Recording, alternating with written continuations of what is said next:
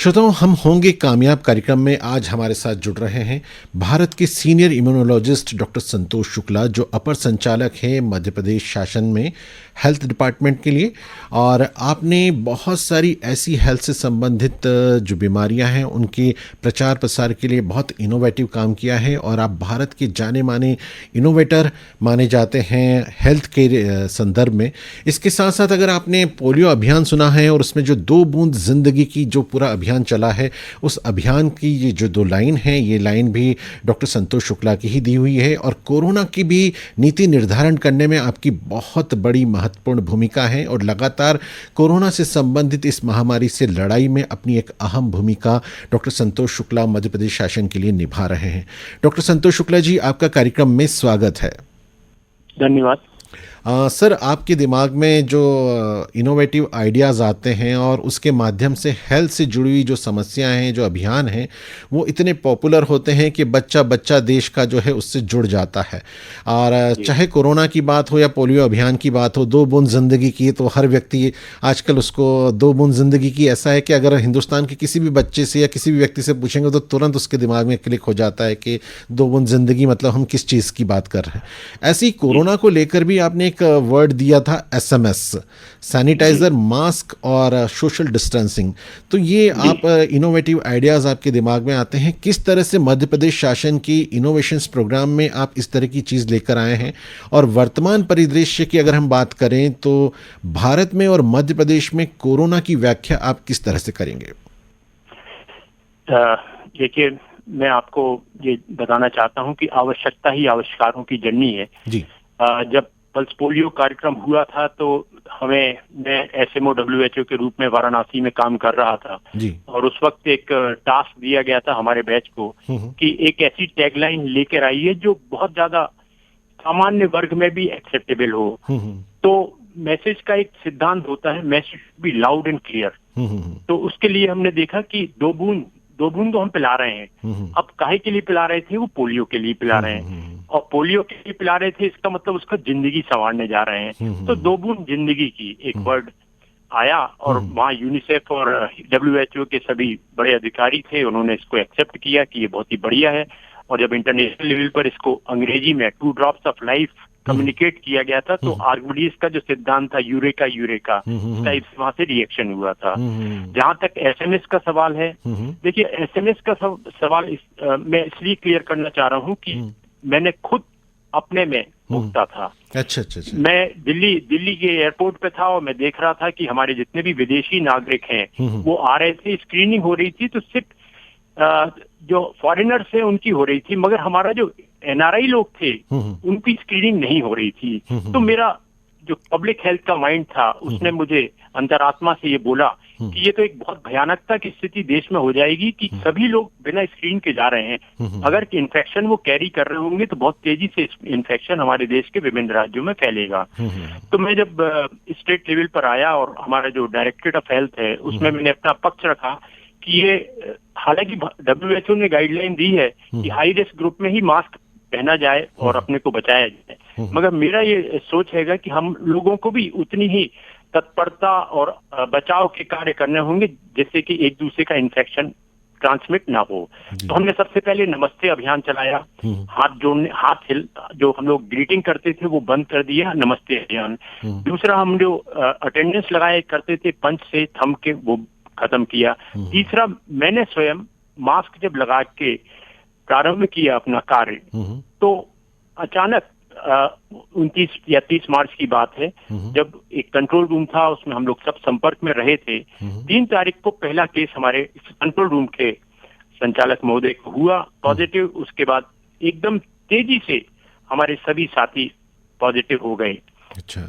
जब मैंने स्वयं आत्म अवलोकन किया कि मैं उन 100 की भीड़ में शामिल था मगर मैं क्यों नहीं हो पाया प्रभावित बीमारी से, तो उसमें सबसे बड़ा जो आंसर निकल के आया वो यह था कि मैंने सैनिटाइजर अपने साथ रखता था, मैं सोशल डिस्टेंसिंग करके पूरा प्रयास करता था और मास्क तो अनवरत घर से चालू करता था और घर पे ही उसको उतारता था, घर से घर तक मास्क का उपयोग। और यह चीज मैंने अपने प्रिंसिपल सेक्रेटरी महोदया को बताया कि देखिए, अगर हमें ट्रांसमिशन ब्रेक करना है तो मास्क को हमें कंपलसरी करना होगा।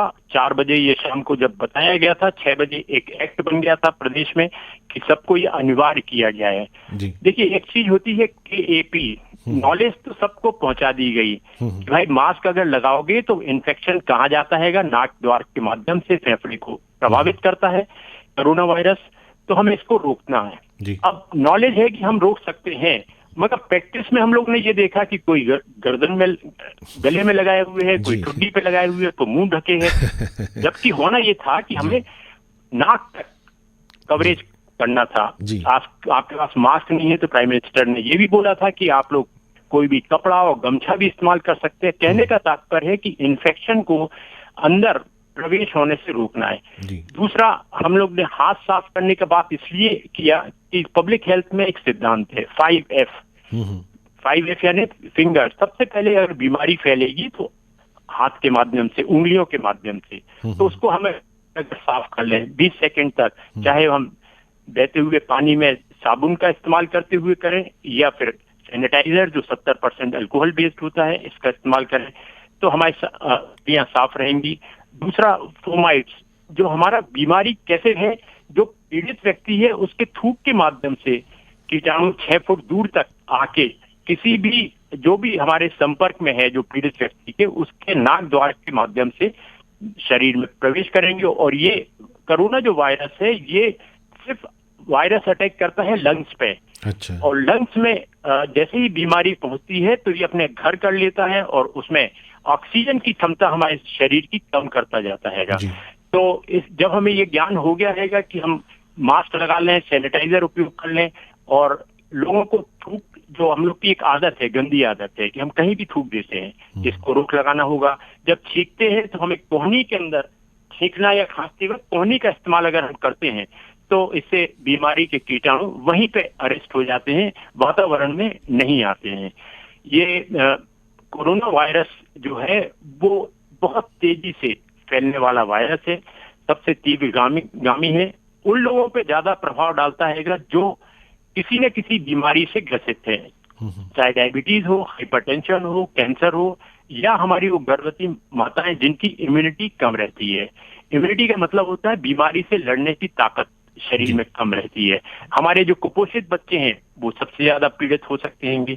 तो इस वक्त अगर समाज को हम कहें कि ये कौन सा तरीका है जिससे हम बच सकते हैं, पहला तो है SMS, दूसरा है हमारी शरीर की क्षमता हमें बढ़ाना होगा। शरीर की क्षमता के लिए हम ये नहीं कह रहे कि काजू किशमिश खाइए, हमारे उपलब्ध संसाधनों का बेहतर उपयोग करना है।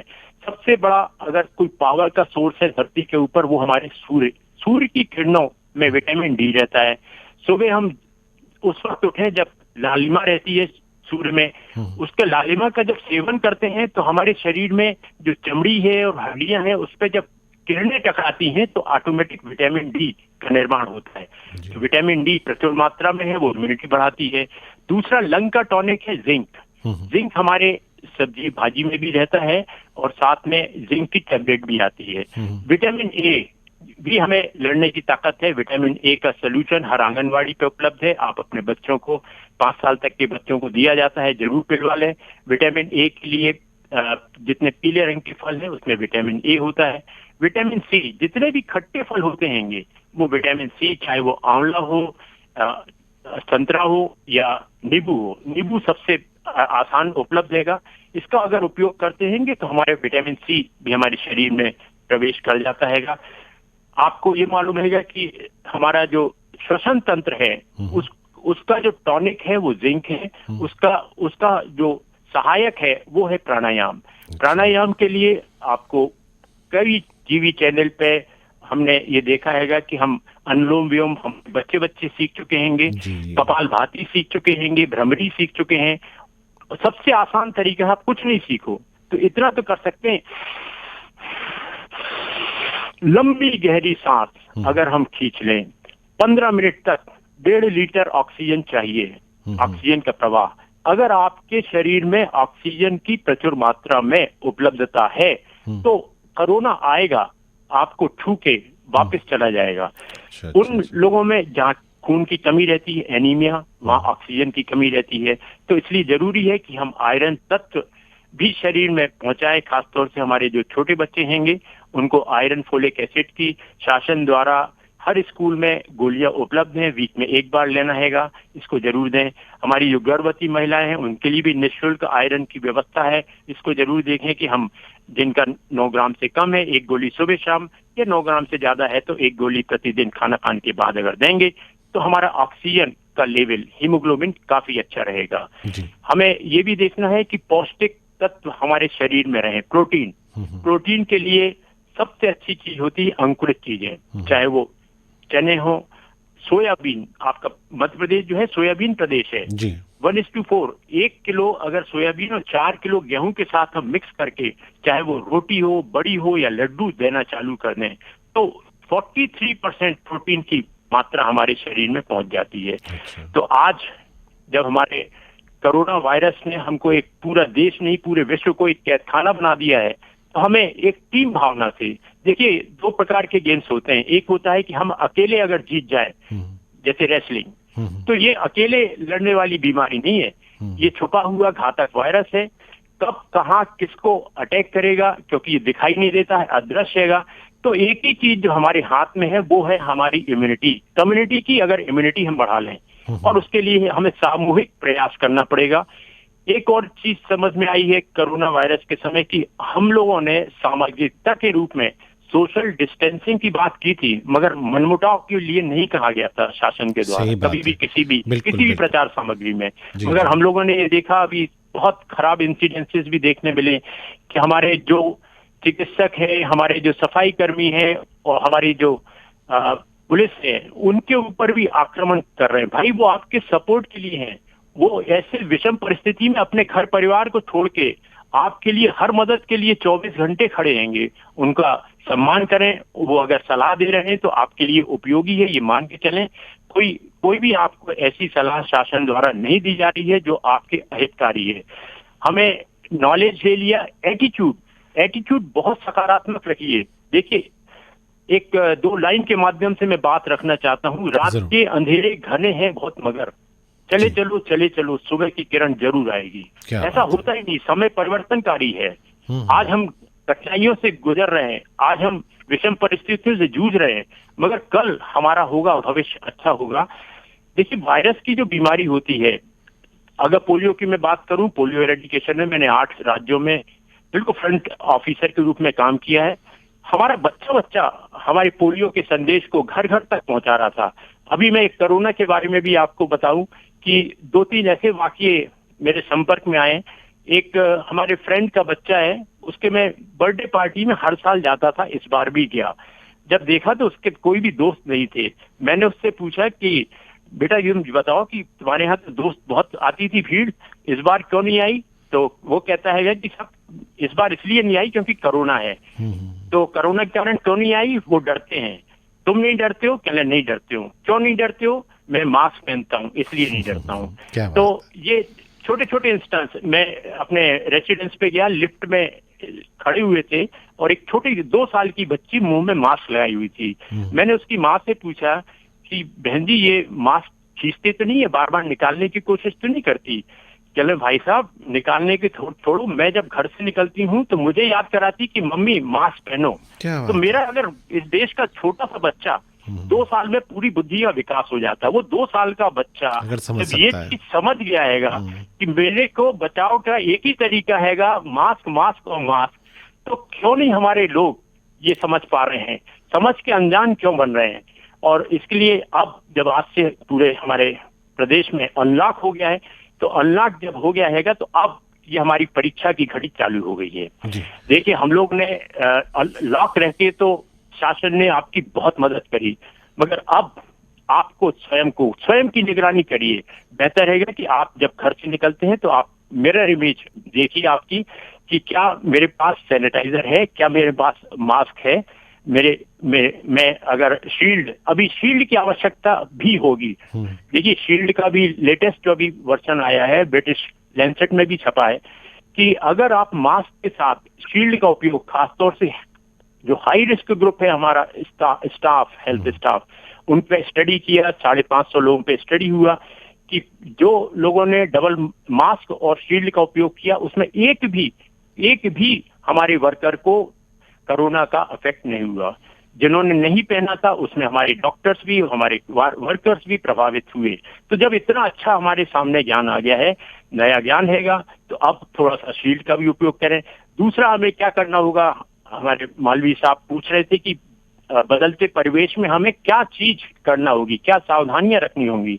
तो बदलते परिवेश में हमें सब चीजें नए ढंग से सोचना होगा। पहला ये है कि हम लोग कितना खर्च करते हैं, बाहर जाते हैं, मार्केट में खर्च करते हैंगे, घूमने के लिए खर्च कर सकते, क्या हम थोड़ी सी राशि अपने अपने स्वस्थ शरीर के ऊपर नहीं कर सकते हैं? इंफ्रारेड एक थर्मामीटर आता हैगा, आपका 2-2.5 हजार रुपए के अंदर हमको एक पल्स ऑक्सीमीटर मिल जाता हैगा। स्वयं की निगरानी, देखिए शासन भी आपके लिए घर घर और हर व्यक्ति तक पहुंच बनाने के लिए हमारे पास इतनी कार्यबल नहीं होता है।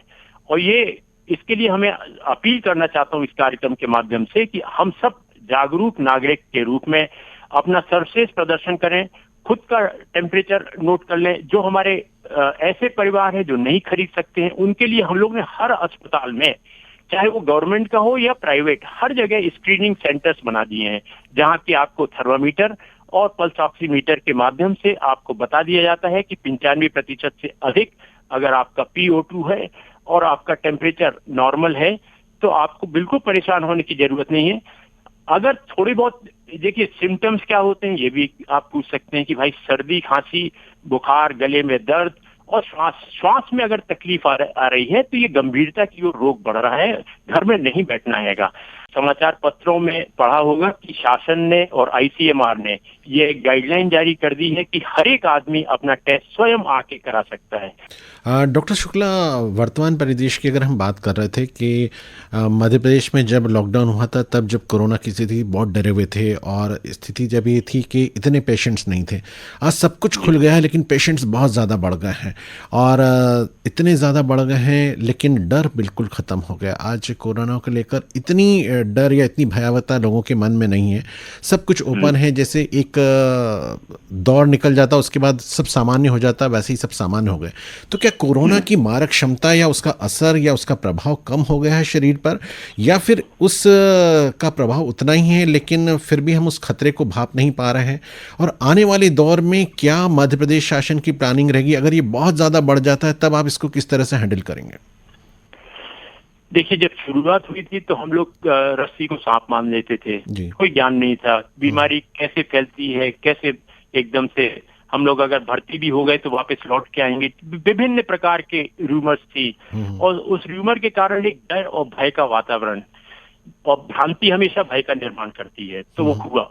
मगर जैसे जैसे हम लोग, जैसे मैं खुद अपने साथियों का बताऊं कि 100 लोग जब एडमिट हुए और मैंने उनसे जब पूछताछ किया तो मालूम चला कि ये तो बिल्कुल इतनी ज्यादा गंभीरता नहीं थी। हम लोग भर्ती इसलिए हो रहे थे क्योंकि जो घर में हमारे साथ में हमारा परिवार है, बच्चे हैं, बुजुर्ग माता पिता हैं, बीमारी उन तक ना पहुंच जाए और एक लंबी चेन ना बन जाए घर के अंदर और घर से पड़ोसी और पड़ोसी से पूरे सोसाइटी में।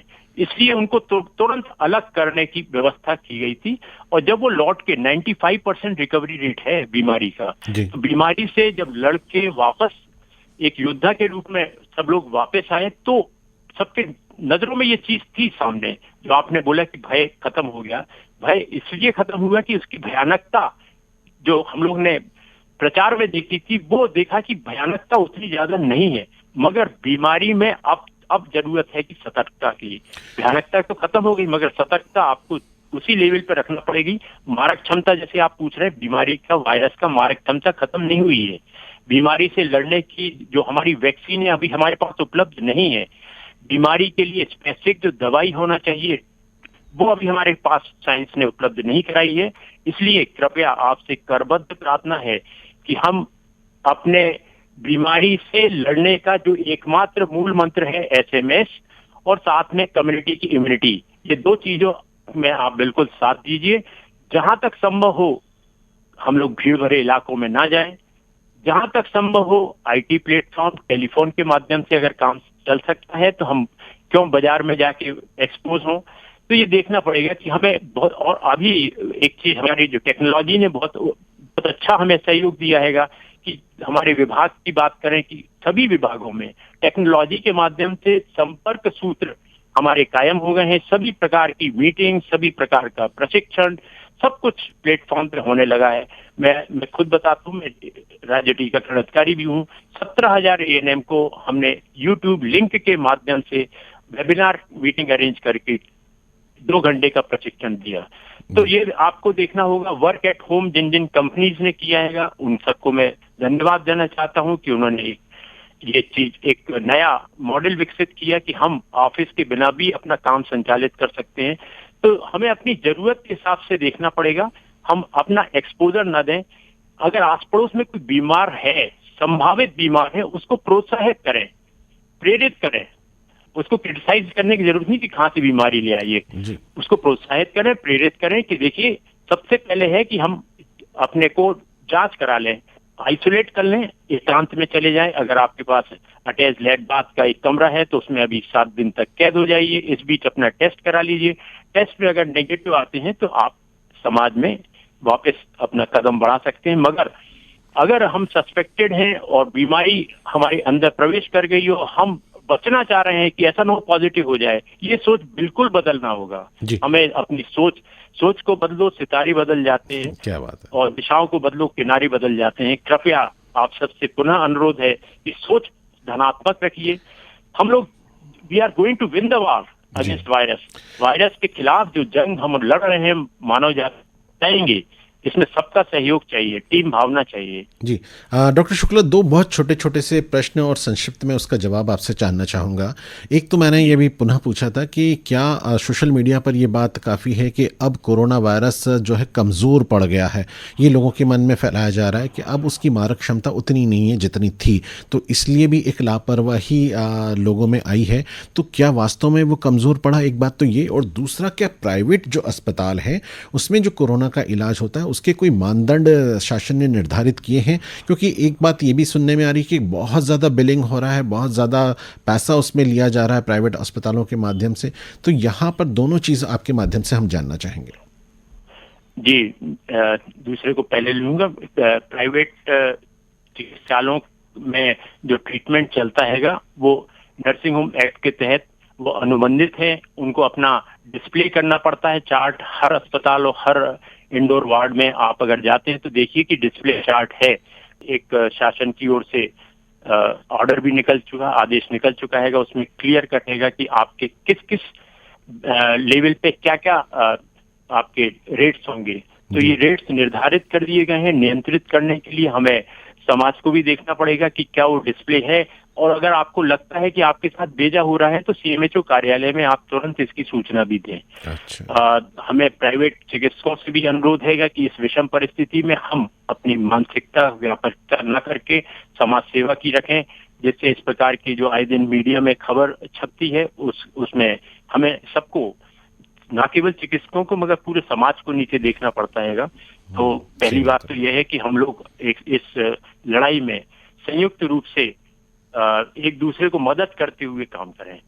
देखिए, सोशल मीडिया से मैं भी बहुत स्ट्रांगली जुड़ा हूं, बट आपको सोशल मीडिया के साइड इफेक्ट बता दें कि कोई भी सोशल मीडिया की चीज है वो सुनी हुई होती है, उसको फॉरवर्ड किया जाता है। देखा हुआ सच होता है, सुना हुआ अफवाह। तो कृपया अफवाह को अफवाह ही मान के चलें। सोशल मीडिया में अगर है तो हमारे पास विशेषज्ञ लोग हैं, उनसे आप जानकारी हासिल करें। सभी जिला स्तर पे CMHO कार्यालय में हमने, और साथ में टेलीमेडिसिन आपको निःशुल्क व्यवस्था है, न केवल इलाज के लिए बल्कि आपके इस प्रकार की जो भ्रांतियां उनको दूर करने के लिए भी। और तीसरा ये है कि हमें साइकोलॉजिकली स्ट्रांग होना चाहिए। हम लोग इस जो गलत प्रचार सामग्री पे बह ना जाएं। सर, अभी खुद से पूछें कि ये संभव है क्या इस प्रकार की बातें? देखिए, वायरस कमजोर होगा कि हम उसको दवाई से मारने की कोशिश करें, वो अभी हम कर नहीं पा रहे हैं। कमजोर कब होगा? जब हम वैक्सीन से हम समाज की बीमारी लड़ने की ताकत इतनी बढ़ा दें। 80% अगर इम्यूनिटी लेवल बढ़ जाता है, 0 कन्वर्शन जिसको कहते हैं अंग्रेजी में, तो बीमारी अंत हो जाती है। तो क्या हमारे पास वैक्सीन है? नहीं है। क्या हमारे पास ऐसी दवा है? नहीं है। तो मारक क्षमता हम कहाँ से कम कर लेंगे? जरा सोचने की बात है। जरूर। डॉक्टर साहब एक बात और कि स्कूल क्या अभी 30 सितंबर तक बंद है, क्या इसी परिस्थिति में सारी चीज़ स्कूल भी ओपन कर दिए जाएंगे? ये कब तक हमको इसी तरह से रहना है? एक कितना लंबा समय इसके साथ व्यतीत करना है? क्या इस बारे में कोई कुछ जानकारी है?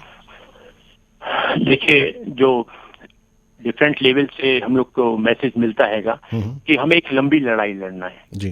कुछ दिनों की और महीनों की नहीं है ये, और इसके लिए हमें तैयारी, हमारी मानसिकता उस रूप हमें व्यवस्थित करना पड़ेगी। देखिए, जापान एक उदाहरण है पूरे विश्व के लिए।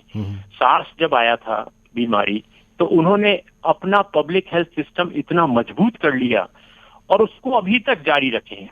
आपने कभी नहीं सुना होगा कि अमेरिका या चीन या अन्य, इटली समान, जापान का भी एकदम नाम सुर्खियों में चला गया। तो पब्लिक हेल्थ सिस्टम में आज भी पूरे स्कूल्स तक के बच्चे वहां पे मास्क यूज कर रहे हैं, हैंड वॉश की प्रैक्टिस कर रहे हैं। तो हमारे जो पब्लिक हेल्थ के नियम कायदों का इस्तेमाल करके अगर हम लोग जीवन यापन करने की शैली अख्तियार कर लें, तो कोई कारण नहीं है कि कई प्रकार के कोरोना वायरस आएंगे चले जाएंगे, क्योंकि हमारी लड़ाई लड़ने की क्षमता हमने बढ़ा ली है। हम उसको हरा देंगे। तो कोरोना से आपको डरना नहीं है, हम जीतना है, और जीतने के लिए हमारे पास ज्ञान हैगा, SMS, उसका भरपूर उपयोग करना हैगा। सिर्फ अपने तक ज्ञान सीमित ना रखे, दूसरों तक। देखिए, शुरुआत कहाँ होती है? घर से। घर में क्या हमारे सभी लोग SMS का प्रयोग कर रहे हैं? घर में हमारे जो सर्वेंट्स आ रहे हैं क्या वो कर रहे हैं? आपको दहलीज पे ही उसका टेस्ट करना चाहिए। नहीं, पहले आप, जैसे हम लोग खुद कर रहे हैं घरों में, आप भी अपेक्षा है कि घरों में जिससे भी हम संपर्क करते हैं, चाहे वो दोस्त हों, यार हों, जहां हम वर्क प्लेस पे जा रहे हैं, सभी को, एक दूसरे को हम मदद करें कि हम लोग अपनी प्रैक्टिसेस बहुत स्ट्रांग कर लें। वायरस वहीं खत्म हो जाएगा। एक वायरस अगर पीड़ित मरीज है, मैं आप बताऊं, मैं 6 मंजिल बिल्डिंग में हूँ, 5वें मंजिल में अभी 2 पॉजिटिव हैं। मैंने पूरी बिल्डिंग सोसाइटी के अंदर बताया, उनको विश्वास दिलाया कि ये वायरस को हमें कैद करके खत्म करना है 5 दिन के अंदर। 5 दिन बिल्कुल आप लोग स्ट्रिक्टली वॉच करें कि हम लोग किसी भी लेवल पे उस फ्लोर पे संपर्क में नहीं जाएं। आज 4था दिन हो गया है, अभी तक एक भी कोई नया केस विकसित नहीं हुआ है। तो वायरस को खत्म करने, देखिए, आतंकवादी जो हम लोग देख रहे हैं, आए दिन सुनते हैं कि कश्मीर में आतंकवादी ये वायरस भी है। आतंकवाद जो हमारा विदेशी लोग आ रहे हैं, उसको मारते कैसे हैं? हमारी भारतीय सेना उसको चारों तरफ से घेर लेती है, घेरने के बाद अटैक करती है। तो ये जो वायरस जहां पीड़ित एरिया है, उसका कंटेनमेंट एरिया जिसको बोलते हैं, कंटेन कर दो, वहीं पे खत्म कर दो उसको। ये नियम कायदा है, मगर हम लोगों ने क्या उसको समझा, क्या अनुशासित ढंग से उसका इस्तेमाल किया? यदि नहीं, तो हमें सबक लेना चाहिए। अब समय आ गया है कि हमारा एटीट्यूड ये हो कि हमें पोलियो जैसे हमने निर्मूलन किया है, ऐसे ही हम कोरोना का निर्मूलन कर सकते हैं, हम अवश्य करेंगे। जी, बिल्कुल, आपकी बातों से ये साफ जाहिर होता है कि ये लड़ाई बहुत लंबी चलेगी और इस लंबी चढ़ाई में मन मजबूत होना बहुत ज़रूरी है, आपस में एक दूसरे के साथ खड़े होना बहुत ज़रूरी है। और ये महीनों की बात नहीं है, ये वर्षों की बात है। इस वायरस के साथ अपनी ज़िंदगी को आगे बढ़ाना है, लेकिन पूरी सुरक्षा के साथ आपके दिए हुए SMS को साथ में रख के हमें आगे लड़ाई लड़नी है। डॉक्टर शुक्ला, आपसे बहुत सारी बातचीत हुई, बहुत विस्तृत जानकारी आपसे प्राप्त हुई। हम ज़रूर चाहेंगे कि कुछ मुस्कुराने के, कुछ आनंद के पल हम आपको भी दें। कोई अपनी पसंद का गीत जो इस वक्त आप हमारे रेडियो सेट से सुनना चाहते हैं तो हमें बताएं, हम ज़रूर आपको वो गीत सुनवाना चाहेंगे। ये शाम मस्तानी। क्या बात है। डॉक्टर संतोष शुक्ला, अपर संचालक हेल्थ, मध्य प्रदेश शासन, आप हमसे जुड़े, बहुत सारी बातचीत हुई। आपको सुनवा रहे हैं आप ही की पसंद का ये गीत, सुनिए। ये शाम मस्तानी मदहोश किए जाए, मुझे डोर कोई खींचे तेरी ओर लिए जाए।